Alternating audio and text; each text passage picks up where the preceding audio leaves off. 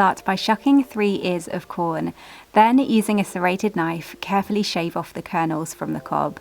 Add the corn kernels into a pan with a little oil and fry on a medium-high heat until they begin to char.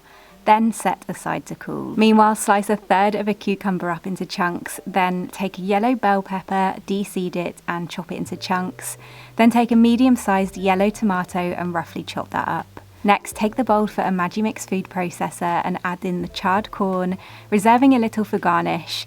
Then the cucumber, pepper and tomato. Take a tin of our organic butter beans, these alone pack in 1 plant point. Drain off the liquid and add the beans into the bowl. Drizzle in 1/4 cup of our Italian organic extra virgin olive oil, a tablespoon of our organic apple cider vinegar and season well with sea salt and cracked black pepper. Blend that up until creamy. You might need to run a spatula around the bowl and blend it for around 8 minutes to ensure it's as smooth as possible.